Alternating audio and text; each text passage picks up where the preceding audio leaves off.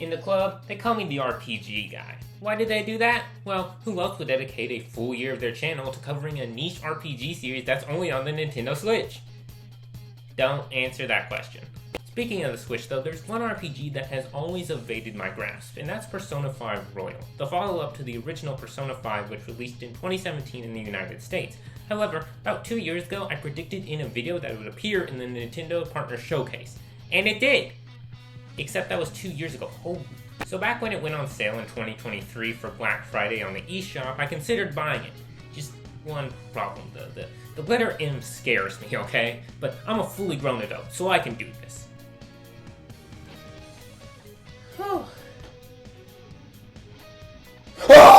Now that the hard part's out of the way, let's take a look at this game objectively. It's been called one of the best RPGs in recent memory, but is that really true? Well, let's find out! Well, let's start with one of the most important aspects of RPGs, the story. Don't worry if you haven't played the game yet, I won't spoil anything major unless I put a spoiler warning beforehand. So this game follows Joker, who is basically fighting for his life in a prison cell after being captured in the middle of a heist. The objective is simple. Joker has to convince the prosecutor that he actually did nothing wrong, and he does so through retelling the events that led to this moment, which you, as the player, play through. Without going into too much depth for spoiler reasons, the story in this game is incredible. Unfortunately, for much of the early game, I was spoiled on events that happened and who the villains ultimately were, but I did not know how the Phantom Thieves managed to get themselves into those situations. So luckily, most of the game was unspoiled for me, and I can say that it is one of the greatest stories I've witnessed. The story keeps you on edge for what is going to happen next. Even though I was slightly spoiled, there were still surprise twists and events that happened that genuinely shocked me. Although I could nitpick the story at some points, like a certain arc that happens around the midpoint, but the overall package is really good. Every main character gets their own arc in the main story, and although I had favorites, each one of the main characters was good in their own right. However, the story does lack some character development for those characters you do meet, which is why the confidant system exists. By taking time out of your day, which I'll explain more later, you can hang out with your party members or other characters that you meet that explains more of their character that the story doesn't delve into. I thought that these were a good way to help give more character development to them, and it isn't forced upon you if you don't want to, although it does give benefits, which I will explain later too. Ultimately, the story, as always, is a bit of your mileage may vary depending on your taste type of answer, but if you're interested in this game at all, you'll probably enjoy the story. Yes, it's a typical ordinary high school students get superpowers and have to take down evil story, but that's oversimplifying the story to an egregious extent. I have no major gripes about this story, only nitpicks that don't really matter in my opinion, like cringe writing at points or the aforementioned arc being quite the spectacle. And if you're a 100 plus hour RPG being able to get away from a critique of your story with only nitpicks, I'm sure you'd take that every day of the week. Much like how boomers will take all the free samples from Costco. Hi, can I have... Wait, what do you mean you're out of samples? What the frick, Grandma? But the story doesn't matter that much if the gameplay is bad. And boy, do we have a lot of gameplay to talk about. We'll divide this up into sections, but let's start with the battle system. So the battle system is typical turn-based combat. The team can have up to 4 party members, and although the game doesn't explicitly mention it, each character has their own strengths and weaknesses. Regarding the first 4 party members, Morgana is meant to be a healer, but in turn does pretty low damage. Ryuji is meant to be a physical attacker, but obviously suffers a bit in the magic department, while An is a prototypical mage who excels at magic attacks, but isn't the greatest physical attacker. Joker, on the other hand, is whatever you make of him. Since he's the main protagonist, he gets a special ability that allows him to use multiple personas. Throughout the game, you will be able to capture personas you fight and to be able to use them for your own benefit. This is one of the coolest features in the game because he can kinda just be whoever you need him to be. Want to replace Morgana as the healer? Just have Joker capture a healing persona, and he'll take over. However, you can also make stronger personas through combining them in the Velvet Room. You'll be allowed to combine personas as long as the combined persona is not a higher level than Joker at the time of combining. You're allowed to transfer over some abilities and skills to the combined persona while also inheriting new moves.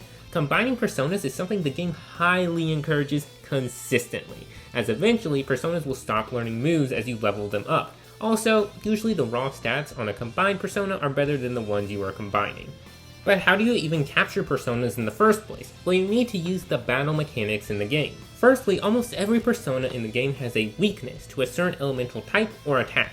By hitting an enemy with this type of attack, it will be knocked down and will take more damage. If you can knock down all of the enemies within one turn, you can trigger a hold up, which allows the player a couple of options. You can opt to attempt to capture a persona after talking with it for a bit, or ask it for money or items. Or if you don't care about that, you can just hit it with an all-out attack and do a good chunk of damage. By the way, after knocking an enemy down, you can get an additional turn called One More. During this turn, you can opt to pass the turn to someone else with a baton pass.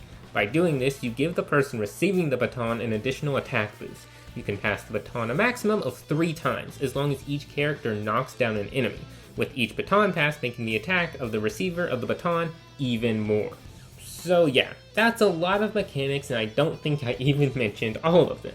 And although it seems like a lot when I explain it to you in a commentary YouTube video, they all combine together and work seamlessly. It becomes second nature at a point in the game. The battle system is something that is genuinely super fun, and I never felt bored playing it. Constantly changing Joker's persona was something that kept it fresh, as you had to think of slightly different strategies depending on what Joker's persona was. Trying to create the strongest persona that fit what you needed was something that felt rewarding, especially when I would bulldoze over enemies.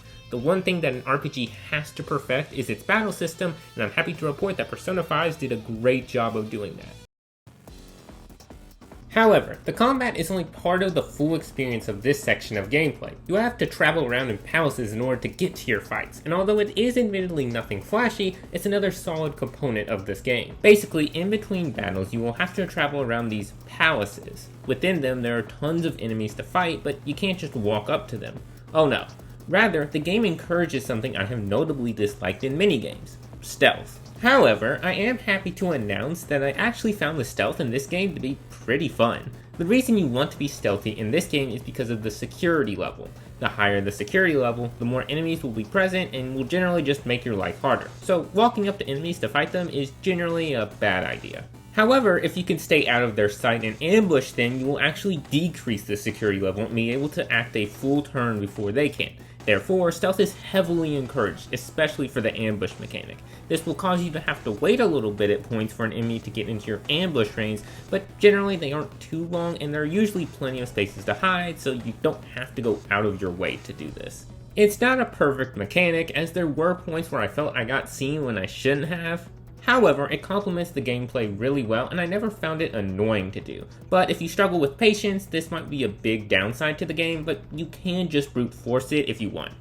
It'll just make your life a lot harder. Generally, within the palace, there will be at least one puzzle you have to solve. These are not overly hard, and I never had to look up a guide to figure out the solution. They tie into the gimmick that the palace has, and I found them generally enjoyable. Nothing too special, but they are a nice aversion from the normal gameplay when they do pop up. However, something I did really enjoy was the will seeds that the game employs. There are 3 of them per palace, and they act as the game's collectible item. They usually are just a bit off the beaten path in a secret corner somewhere. I only had to look up a guide for like 2 will seeds in the entire game, so even for someone who is historically not great at exploration, they aren't too hard or annoying to go out of the way to get. If you collect all 3 will seeds in a palace, you can upgrade the item you get from it to get some pretty good abilities by wearing it, so they make it worth your while. Palaces take, at least in my experience, anywhere from 3 to 4 hours gameplay wise, not including cutscenes. It gets bumped up to like 5 to 7 hours including cutscenes. They're not overly long and don't overstay their welcome. Although I did have favorites, I don't think a certain palace is bad by any means. They're all well designed and it feels satisfying progressing through them. Okay, now on to the other half of gameplay. Obviously, since Joker is a high school student, he isn't going to be fighting shadows all the time. He has to live an honest life too. That's where the other half of this game comes in. The day-to-day life portion of this game is supposed to make your combat portion of this game a lot easier. Although you do have the option to sleep through almost every day, I would highly recommend not sleeping through half the game. You can do that in real life anyway. What day is it today? National Frozen Yogurt Day! Most actions you do, however, will take up a portion of your limited time. On most days, you will have 2 actions you can do. However, some actions are only available at a certain time of day, or give you more benefits on certain days. Thus, you need to strategize what you need to do each day. You won't be able to do everything, so you have to prioritize doing certain things first. Admittedly, this does sound annoying if you're just listening to me talk about it, but the game does give you plenty of time to accomplish everything you want to. I never felt like I didn't have enough time to accomplish all the things I wanted to do, but there will undoubtedly be some things unfinished at the end of the game, so they don't give you time to do everything. But what things do you have to accomplish? Well, let's start with the confidant system. Everyone on your team will be available to hang out with you on most days, and by spending a portion of your day with them, your friendship will become closer with them, and once you gain enough friendship, you can advance their confidant level. By advancing their confidant level, you can gain benefits that you get in battle. For example, each party member can gain the ability to have a chance to heal a status effect on another party member before their turn, for free without taking up their action. All of these abilities are incredibly useful to have in battle, and are well worth taking part of the day to hang out with them. However, Joker will also cross paths with other non-party member characters that can be of great use to him too. Over 10 other non-party member characters can also become confidants. I will say that their abilities are a little bit more hit or miss in terms of usefulness, but they also can give useful abilities such as the ability to swap between lead and backup party members while in battle, or gaining the ability to purchase better healing items. As mentioned earlier, these act as a way to give additional character development to party members outside of the main story, and a way to tell additional stories as well. I enjoyed most of these stories, and I wouldn't really say there's a bad character. I didn't end up doing 3 confidants that much, but that's because their stories weren't that interesting to me, nor were the abilities they gave that great. But you do have the option to do that, and I appreciate the game for not forcing stories down my throat. Although, admittedly, most of the confidant stories kind of boil down to this. Joker meets Person. Person tells him a bit more about themselves. They then eventually run into a problem, but luckily Joker is there and is able to remedy the problem by encouraging the confidant or through other means. It follows that formula every time. I wish there had been more variety in the way they told the stories, but I never found this annoying or anything. However, I could see this becoming annoying to players, especially those who do confidant things for multiple days in a row, seeing the exact same formula every time. However, for these quests, you might have to have a certain level of social stat before you can progress. Well, lucky for you, you can work towards that during your free time too. There are a total of 5 social stats: knowledge, guts, proficiency, kindness, and charm.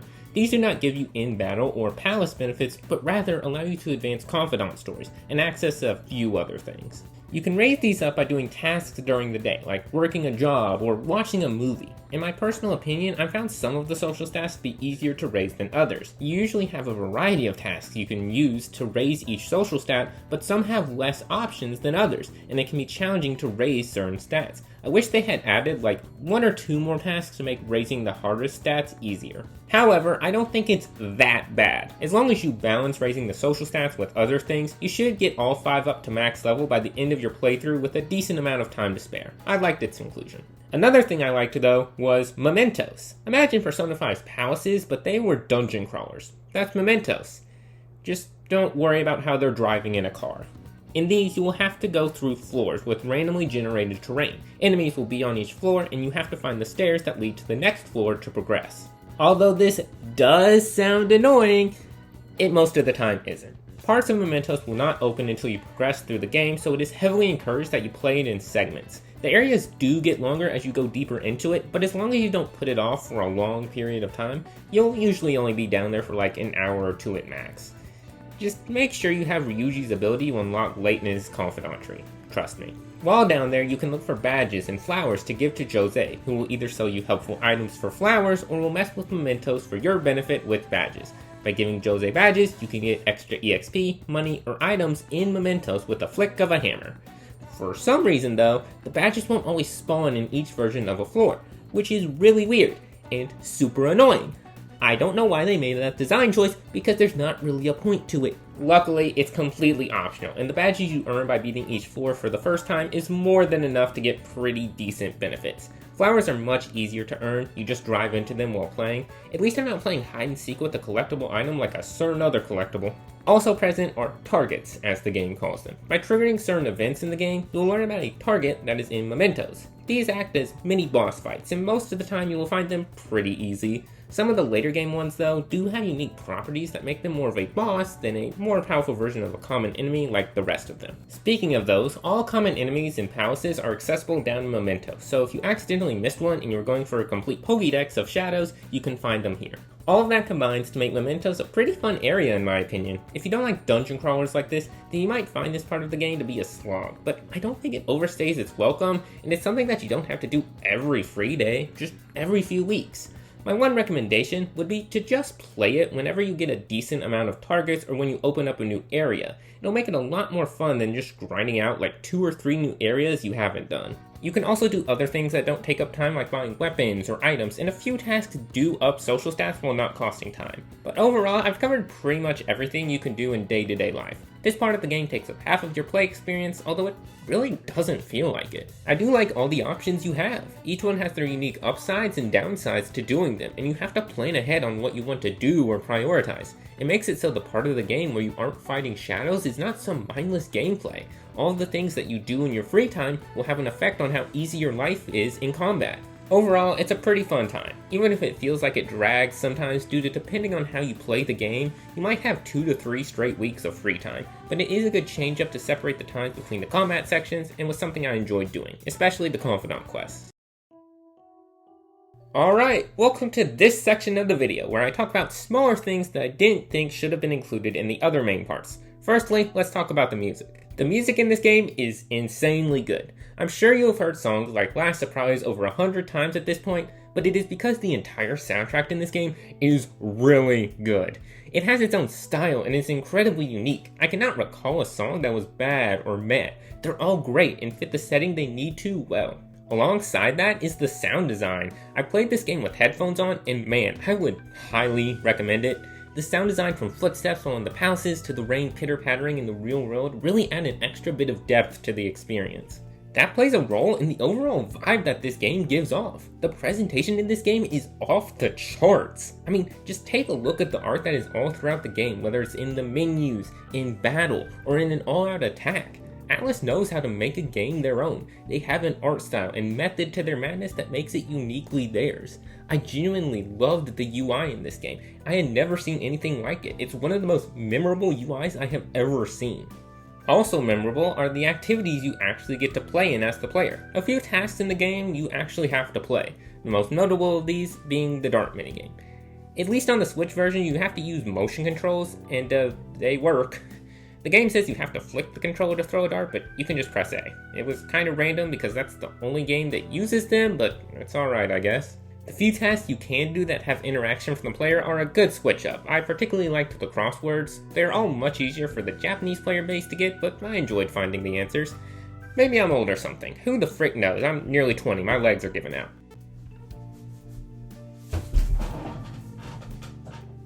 There's also the Thieves' Den that basically acts as a place where by completing challenges the game throws at you, you can unlock a variety of things. Stuff ranging from behind the scenes to concept art alongside all of the cutscenes and pictures taken in the game. All of the stuff in here is completely optional, therefore I did none of it. However, there are stuff like a Palace Maker and a card game you can play with confidants in there. I've never really invested in stuff like this since I can find pretty much all of the stuff in here online, and some of the challenges require playing through the game multiple times and using save points, which really isn't my playstyle, so I didn't focus on it. However, if you're a fan of that stuff and you don't want to look online, it's definitely a cool feature that they added that didn't have to be in there.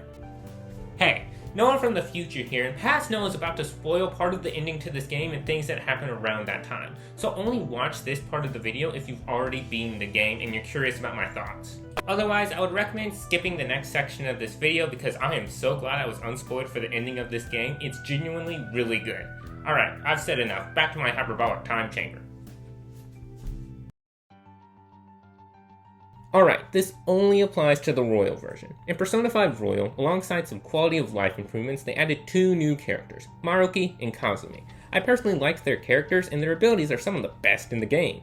However, the game doesn't tell you something pretty important about Maruki. There is actually an extra 15-ish hour epilogue type story that you can unlock. How do you unlock it? You have to reach Confidant level 9 with Maruki by November 17th. If you do not do this, you'll be locked out of this extra story.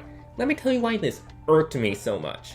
Okay, this did not have anything to do with the epilogue's contents itself. I actually loved the epilogue and was probably the best part of the game in my opinion. What I have an issue with is that the game didn't need to have that requirement in order to unlock it.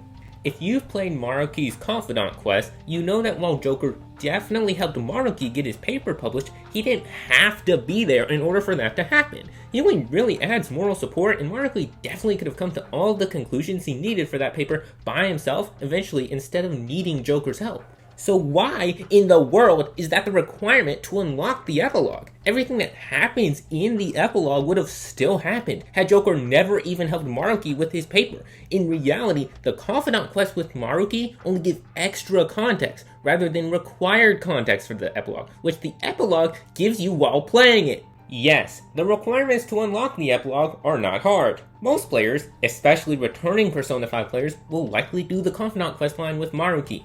Yes, the game gives constant reminders that Maruki is leaving on the 18th of November, hinting that he might be someone pretty important for something, but what about the small percentage of players that won't do his entire questline? I just think it's incredibly unfair to the player that they can miss out on a whole 15 extra hours of content because you had to have some obligatory requirement.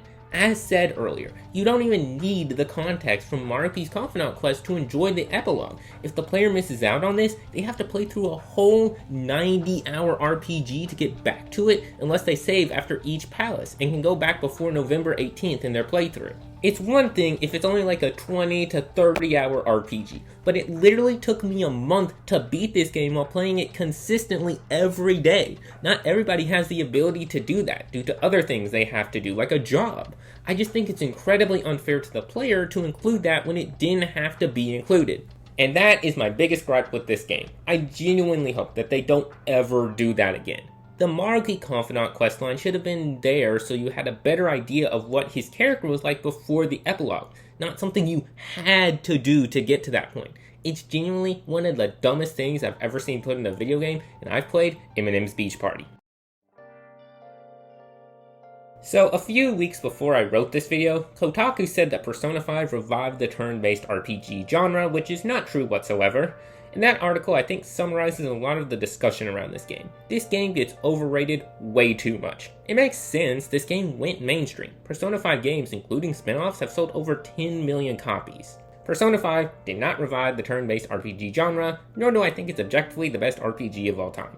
However, if you remove that discussion, you'll find that Persona 5 is one of the best RPGs of all time. At least as of right now, it is my third favorite game of all time, only behind Animal Crossing New Leaf because of nostalgia, and Xenoblade Chronicles 3 because as a Xenoblade fan, 3 was perfect for me for multiple reasons. I mean, I wouldn't dedicate a year of my channel to it if it wasn't. But getting back on topic, Persona 5 Royal does have its pitfalls as I mentioned. It isn't perfect, but even as a long-time RPG fan, I have to say that Persona 5's story, gameplay, and combat all come together to make one of the most complete video game packages I have ever seen. I have been waiting to play this game since like 2020, and it still blew my expectations out of the water. It didn't feel like it took 90 hours to beat, it was never a slog to get through. The gameplay loop is satisfying, and it never got stale for me. So I would give this game an automatic recommendation to almost anyone who is looking to get into an RPG. There are a few caveats. The game definitely earns its in for mature tag. It talks about real topics that may be disturbing for some people, so if you're wary of games like that, this might be a pass. It's also 90 hours at the least. You will be in it for the long haul on some play sessions due to cutscenes. For some people that is also a turnoff, so it's something to keep in mind. Also, make sure you purchase Persona 5 Royal. The old Persona 5 is cheaper and likely easier to find for cheap, but it's worth the extra $10 to $20 for the quality of life improvements and other things they add in Royal. I heard about some of the things they changed in this game for quality of life that they didn't put in the original Persona 5, and genuinely, the game would have been noticeably worse without the quality of life, so please buy the Royal version. Woo! That sure was 20 plus minutes of me talking about a video game. But as with any video game, if you're interested in picking this up, try to stay as unspoiled as possible. I'm so glad I was unspoiled because it shows how good the writing in this game was, and there were genuine shocks all along the way. Now, I'll let you all go. Thank you all so much for watching this video. I hope you enjoyed. If you did, consider subscribing. Video essays are like the only thing I upload anymore, and I can't promise they'll release in a timely manner, but I don't see myself stopping this as a hobby anytime soon. But for real, I'll let you all go now. I hope you all have a wonderful day, evening, night, wherever you are, and this is Crystalized, signing out.